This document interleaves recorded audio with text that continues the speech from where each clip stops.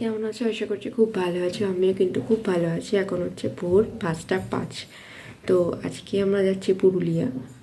2 রাত একদিনের ট্রিপ। এখন বেরোচ্ছি, 7 ঘন্টা জার্নি। কী হবে গাড়িতে আমি কিচ্ছু জানি না, আমি আদৌ বেঁচে থাকবো কিনা সেটা জানি না। তো যেতে যেতে কী হয়, কী মজা করছি সব তোমাদের সাথে শেয়ার করছি। তো বাইরে এখন প্রচণ্ড ঠান্ডা, এমনকি সূর্য পর্যন্ত নেই, যার জন্য কোনো মেকআপ আমি করিনি, পুরো চাপাচুপি দিয়ে যাচ্ছি। এই যাত্রায় যদি ঠান্ডা লেগে যায় খুব অবস্থা খারাপ হয়ে যাবে আমার।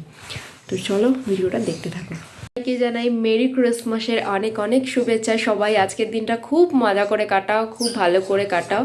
তো বাইরে প্রচণ্ড ঠান্ডা, সূর্য পর্যন্ত ওঠেনি, মানে অন্ধকার পুরো। তো ঠান্ডাটা লাগালে হবে না। এমনিতেই কালকে বিকেল 5:30টার সময় এসে স্নান করেছি। তো আমার একটা দিদা মারা যাওয়ার কারণে কালকে সারাদিনটাই ওখানে গেছে। প্যাকিং মোটামুটি করা ছিল বলে বেঁচে গেছি। যাই হোক, এখন তো ঠান্ডা লাগানো একদম যাবই না।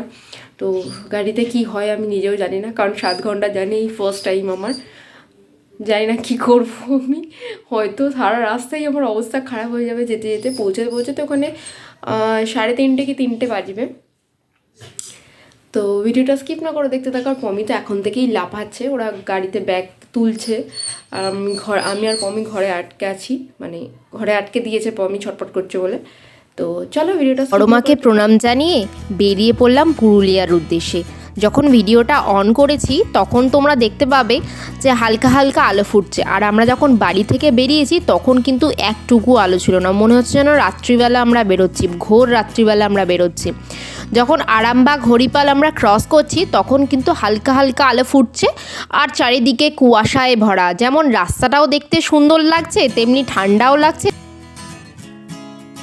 যারা ভাবছো পার্সোনাল কার বা বাইকে করে যাবে তাদের জন্য বলি, পুরুলিয়া যাওয়ার জন্য কিন্তু সাধারণত 3টি রাস্তা রয়েছে। একটা হচ্ছে খড়গপুর হাইওয়ে ধরে, আর একটা হচ্ছে বর্ধমান হাইওয়ে ধরে, আর একটা হচ্ছে আরামবাগ হয়ে। তো আমাদের যেহেতু উত্তরপাড়া থেকে আরামবাগ 1 ঘন্টা লাগে, তাই আমরা আরামবাগ হয়েই গিয়েছিলাম।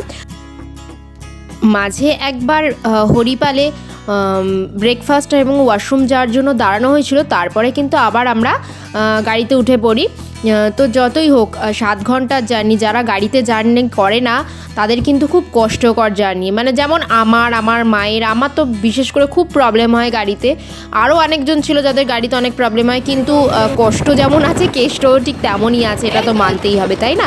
তো এখন আমরা চলে এসেছি বাঁকুড়ার জয়পুর জঙ্গল। অনেকের নাম শুনলেই কিন্তু ভয়ে বুক আটকে ওঠে, এরকম তো হয়েই থাকে। কারণ কেন বলো তো, অনেকেই শুনেছে, শুধু অনেকে না আমিও শুনেছি যে অনেক বছর আগে না, কিছু বছর আগে বলা যেতে পারে, এখানে নাকি কিছু বছর আগে পর্যন্ত ডাকাতি হতো। রাত্রিবেলা নাকি এখানে যখন কোনো বাস বা গাড়ি যেত, সুমো বা ট্যুরিস্ট গাড়ি বা ট্যুরিস্ট বাস যেত, তখন নাকি একটা বাস বা একটা গাড়ি গেলে যেতে দেওয়া হতো না।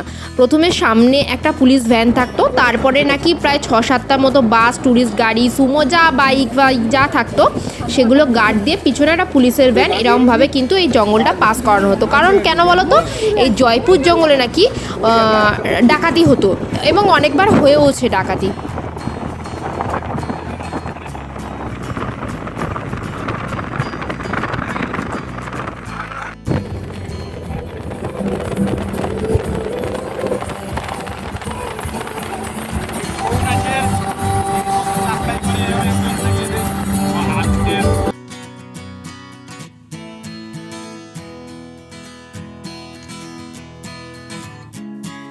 এই জঙ্গলটি পেরোতে আমাদের কিন্তু 1 ঘন্টা লেগেছে। ভীষণ বড় ঘন জঙ্গল, এবং পুরোটাই দেবদারু এবং অন্যান্য আরও গাছ রয়েছে।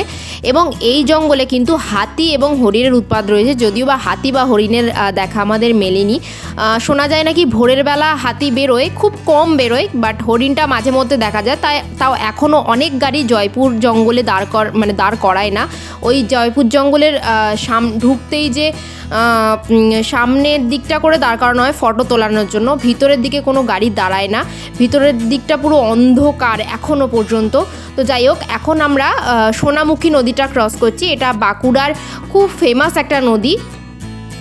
বাঁকুড়া ঢোকার সাথে সাথেই কিন্তু সবার সাথে দেখা মিলবে পাহাড়ের। আর বাঁকুড়ার রাস্তাগুলো এতটাই সুন্দর, পাহাড়ি রাস্তা যেরকম হয় ঠিক সেই রকমই, এতটাই সুন্দর যে বলে বোঝানো যাবে না। আর বাঁকুড়াতে রয়েছে কিন্তু শুশুনিয়া পাহাড়। তো তোমাদের সাথে কথা বলতে বলতে আমরা কিন্তু চলে এসেছি পুরুলিয়া। আর হ্যাঁ, আমরা কিন্তু পুরুলিয়া টাউনে ছিলাম না, মানে পুরুলিয়া শহরে ছিলাম না।